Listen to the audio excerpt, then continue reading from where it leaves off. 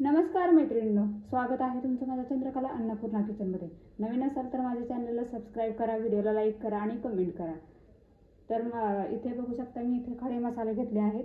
तर तुम्ही हे सगळं आधी तयारी करून ठेवायची. कुठले आपले जे मसाले बनवायचे असेल तर अशी तयारी करून ठेवायची, जेणेकरून आपलं कुठलंही प्रमाण असं चुकणार नाही.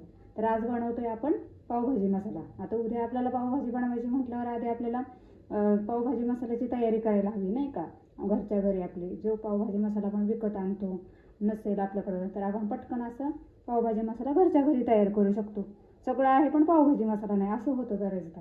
तर आता मी तुम्हाला साहित्य दाखवते. इथे मी घेतले 10 मिरच्या, इथे 1.5 चमचा 2 चमचे जिरं घेतलेलं आहे, 1 चमचा कमी, फक्त 1 चमचाला कमी घ्यायचे आहे आपल्याला धणं. आणि इथं 1.5 चमचा मी बडीशेप घेतलेली आहे, मोठे वेलदोडे घेतलेले आहेत. इथं हे लवंगा घेतल्या आहेत 10 आणि 2.5 इंच दालचिनी. तर आता आपण सुरुवात करूयात. इथे मी कढई गरम करायला ठेवलेली आहे. तर आता पहिल्यांदा आपण जिरे घेऊयात. 2 चमचे जिरे घेतलेलं आहे मी. असं हलकंसं भाजून घ्यायचे, फक्त वास येण्यापुरतं आपल्याला ते भाजून घ्यायचे. कमी गॅसवर करू शकता किंवा मोठ्या गॅसवर जरी केलं तरी चालेल.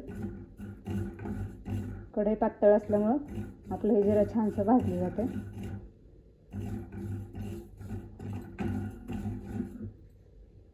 तर जिरं छानसं भाजलेलं आहे. तर जिरं आपण असंच थंड करायला ठेवूयात एका ताटात. याच्यावरच आपल्याला आता धणं घ्यायचं आहे. कढई गरम असल्यामुळं काय होतं, पटकन वस्तू भाजल्या जातात.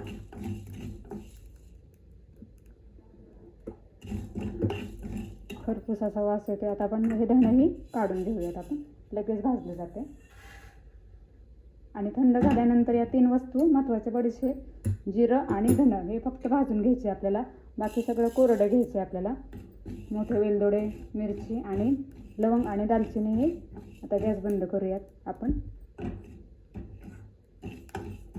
भाजली बडीशेप आपली. हे आता आपण मिक्सरचं भांडं घेऊयात. आता इथं आपल्याला जाणार आहेत 10 मिरच्या घेतलेल्या आहेत, मी वाळवून घेतलेल्या आहेत, म्हणजे पटकन भरड व्हायला मदत होते. इथे 5 वेलदोडे, मोठे वेलदोडे आपण जे घेतले ते घ्यायचे. आणि इथं 2.5 इंच आपली दालचिनी आणि 10 लवंगा घेतल्यात मी. आणि इथे जे आपण जिन्नस भाजून घेतले होते ते घालायचे आपल्याला. जिरं, धणं आणि बडीशेप हे सगळं घालायचं आता आपल्याला याच्यात. थंड झाल्यानंतर याचं म्हणजे पूर्ण असं बारीक होतं, त्याच्यामुळं थंड होऊन द्यायचं. कुठलीही प्रोसेस गरम असताना करायची नाही. आता याला आपण मिक्सरवर फिरवून घेऊयात. आता इथे बारीक झालेले आहे, आपलं मिक्सरवर फिरवून घेतलेलं आहे. आता त्यात जाणार आहे आपलं 1 चमचा हळद घालायची आपल्याला. 1 चमचा हळद घालायची. 1 चमचा मिरपूड घालायची आपल्याला. 1 चमचा आमचूर पावडर जी मिळते ना ती घालायची. 2 चमचे घालायचे. 1 चमचा नाही, 2 चमचे घालायचे फक्त आमचूर पावडर.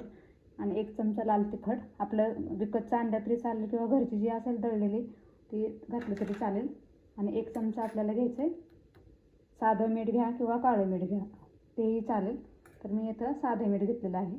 हे आता आपल्याला कोरड्या जिन्नस आहेत ते आपल्याला पूर्ण आता मिक्सरवर फिरवून घ्यायचं आहे यालाच, म्हणजे पूर्ण मिक्स होईल. त्याच्यासाठी आपल्याला हे पूर्ण मिक्स करून घ्यायचं आहे.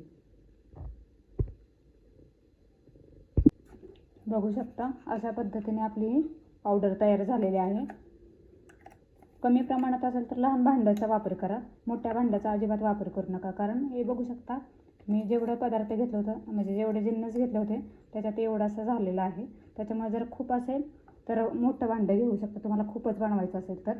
तर असा घरच्या घरी आपला होममेड असा पावभाजी मसाला पटकन आपल्याकडे नाही का, पावभाजी मसाला नाही आहे तर आपण घरच्या घरी अगदी आपल्याकडे घरात ॲवेलेबल असलेला मसाल्यांपासून आपण करू शकतो. पटकन असं होऊ शकतं.